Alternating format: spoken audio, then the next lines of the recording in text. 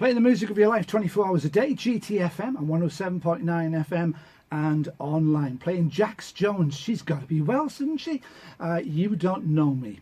So it's fast approaching 3:25 then on this Wednesday afternoon. Welcome along to Afternoon Delight. Don't forget Gavin with you after 4 o'clock today with Drive Time. But it gives me a great pleasure now to introduce my next guest. He was the very first voice on Valleys Radio. Of course, the station no longer with us, 10 years ago now, since it closed. He was the very first voice on that particular station doing the breakfast show for about 18 months, I think. We'll find out in just a couple of seconds' time. Still involved with broadcasting. He's a stand-up comedian as well. My dear me, what an introduction. Bernie Keith. Good afternoon, Bernie. I'd be rubbish after that, had I really? Music you were playing last time I spoke to you, you were playing the Shy Lights and John Denver. Now you're playing all that club stuff. Gareth. Oh, you should see me wobbling around the place, Bern. You know, I really shouldn't. Anyway. After all these years. Yeah, I was just going to say, because, of course, as I just mentioned, Valleys Radio, 1996.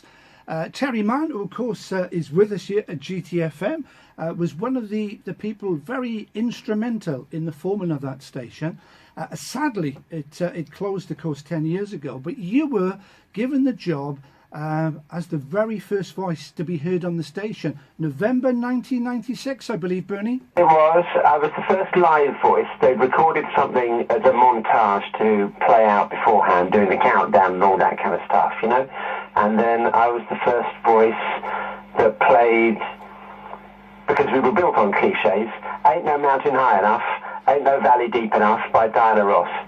It's not by me as the first song, but that was the one they opened with. Yeah, and of course, if I remember right, because I was there for the opening, the Welsh National Anthem as well. It was played, the Welsh National Anthem, and I was very pleased. It was a big thing for me, Gareth, to be on Valleys, because I had done radio for a good few years before, but then I had opted out and fallen ill, and then I couldn't find work after my illness. And so Valleys came to me and was a lifeline, really. And so it was just a thrill to be back on the radio because, you know, if it's what you do, no matter what it is, whether it be teaching, whether it be dancing, whether it be carpentry, you do what you do, don't you? And you're identified by your vocational job.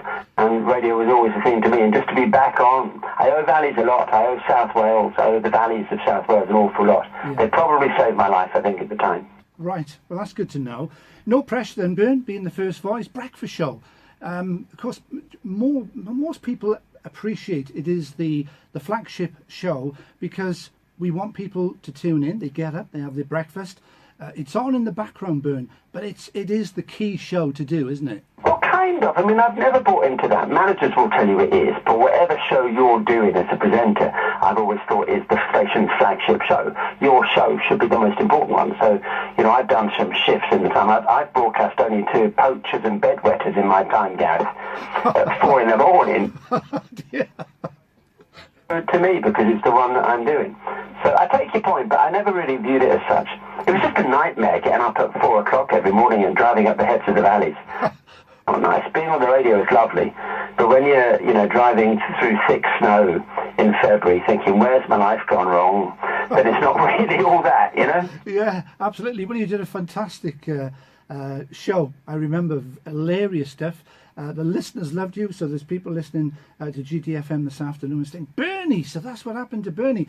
Am I right in thinking you were there for about 18 months altogether? Yeah, it was something like that, Gareth, yeah. I would be amazed, actually, if people remember me. It's very flattering if they do, because Valleys means a lot to me. My time in South Wales means a lot, but, you know, you're very much the fast food line of broadcasting when you do strip shows like these. You know, I don't mean take your clothes off. I mean, you know, daily shows.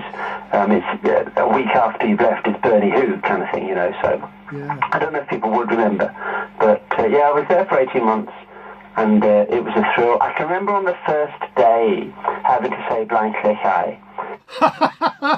Well done, and you remember that pronunciation. It was great. For them all, because I've always had this thing of local radio should be local, and I clearly was not.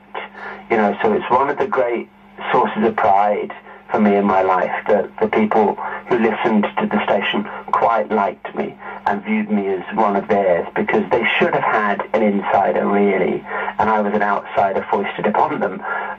So it meant a lot to me. So it was therefore important, a place like, Haberdashery and all of those places. I had to do rugby once, and I think I was given Blind Cheshire 11, Llanelli 0, and, I'm English. I nearly drowned, Gareth. I'm here in spittle. Oh, dear me. Now, I mentioned Terry Mann because, of course, Terry was very instrumental. He worked exceptionally hard. Now, I know he's listening, but it doesn't matter. Sometimes you have to say these things. And without people like Terry, Valley's Radio probably wouldn't have got off the ground, Bernie, would it? Probably right, because it had a kind of very let's do the show right here quality. I mean, there were professional people behind it, but we were a kind of ragtag bunch, weren't we, Gareth, really, who were doing it. And it wasn't a game. It was very much a proper radio station, and it meant a lot to everyone to be on it. But there were professionals like Terry. I remember him, we went out to lunch, and I remember him in a suit and tie, and there's me and Kerry Jones, whose station it was really, who must have looked like Compo and Cleggy really from Last of the Summer Wine, alongside this very smart, respectable radio man. He was a Swansea Sound at the time. I remember he was passionate about the music and all of that kind of stuff. He's a proper broadcaster, Terry. I have a lot of time for Terry. I've not seen him for years. Well, he's probably smiling now even as you speak, so I'll... Very best. Give him my very, very best. I have fond memories of spending time with him and working with him. You learn you're only going to get good if you work with good people, and there were some good people at Valleys that I remember very fondly. Great. Well, I'm sure that we'll pass that on to him. He's probably picked up on the message already. Now, of course, you left Valleys. I think it was 98, if I remember. Where did you get to then, Bernie? When I was deported, I went to a station called Wave 105 on the south coast in Hampshire and Dorset, and it's probably the only station out of all the ones I've worked for, Gareth, that's still going. Most of them have all closed down. I think I've been the kiss of death. Oh dear. I'm at now, the BBC is clinging on by a thread, so I'm clearly the kiss of death. Oh dear, dear, dear. But things going well, Bernie? Hey, I've been here at the BBC for 19 years, and I only came as an experiment, really. I do pretty much the same as I always did, so if people do have any memories of what I did at Valleys, it's the same thing. It's filth, really. It's undiluted filth. I can remember Kerry driving across the valley from Coombe, where he lived, over to the studios in Ebervale, weren't they? That's right. Yeah. And he said, I've almost gone off the road listening to you.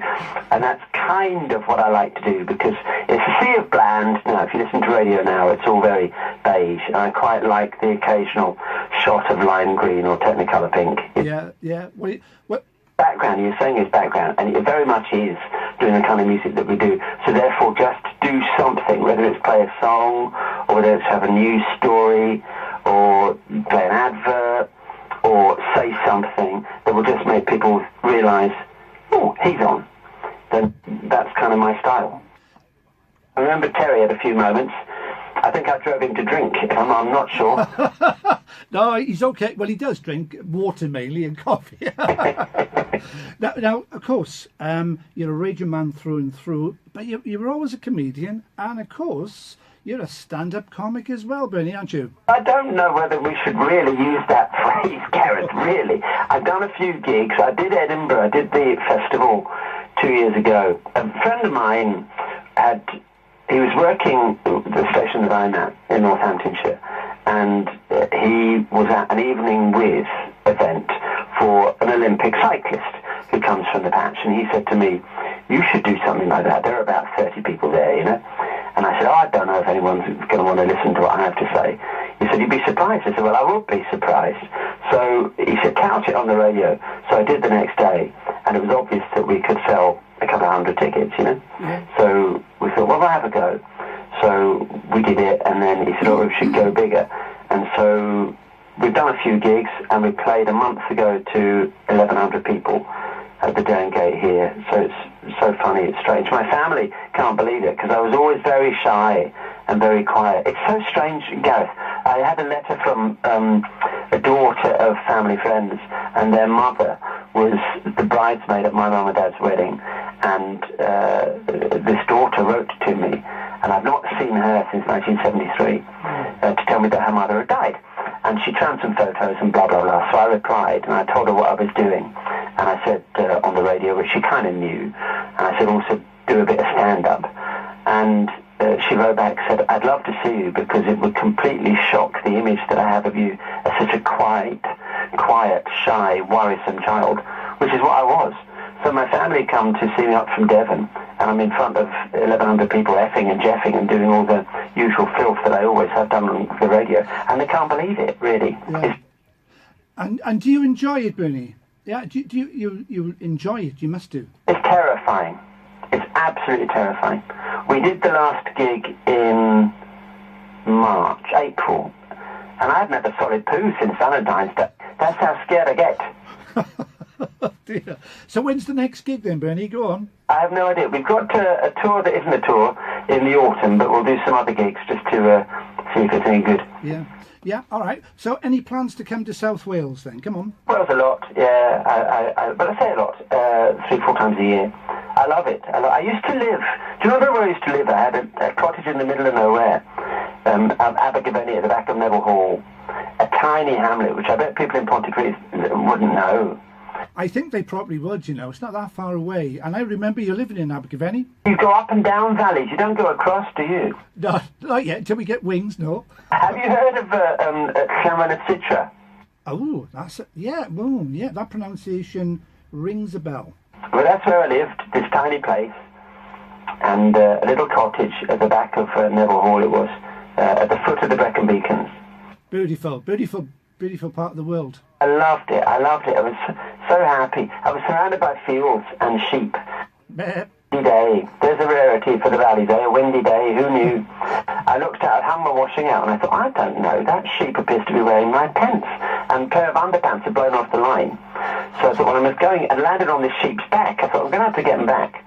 So I jump across this barbed wire fence, and I'm running around the field trying to get my pants off this sheep. And I thought, if anyone should come along now, I'm going to find it's very difficult to explain this. Absolutely, absolutely. So... memories, I loved it there. I loved it. And we had a singer. I remember my nearest neighbour was about 200 yards down the lane.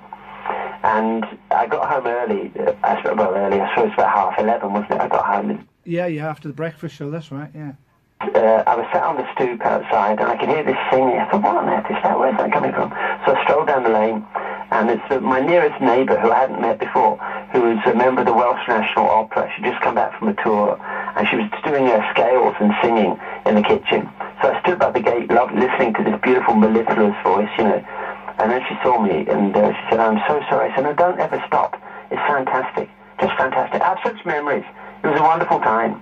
And the sadness of the steelworks, we'd drive past the steelworks at Ebervale every morning, wouldn't we, Gareth? Yeah, we would, yes. Yeah. They've suffered the same things at Corby, Northamptonshire. Yeah. Well, listen, Bernie, it's been a great opportunity to have a little bit of a chat.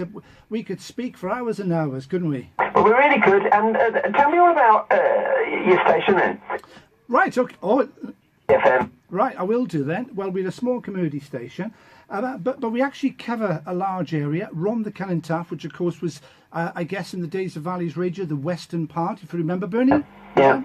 And you know, we got fantastic listeners, they're loyal listeners, and of course this is our patch. We're all volunteers, and we just absolutely love it. And we got good people here, people like Gavin Powell. And obviously Terry's here as well, making sure that the likes of keep in line. Well, you must never stop. You're always very gifted, and people love you. You've got a rare skill to connect with people, so keep going. We'll be doing this when we're 92, Gareth. Nice, that. Oh, my mother's 92, coming up in July, so... You've got genes, obviously. Bernie, it's been an absolute pleasure, sir. Come back and visit us sometime. Pop in anytime you want to, and we must have a little bit of a catch-up and try and get a gig in South Wales at some point. Thrills all mine, Gareth. Thank you so much. I'm very touched by this. Thank you very much. Thanks very much, Bernie. All the very best. The music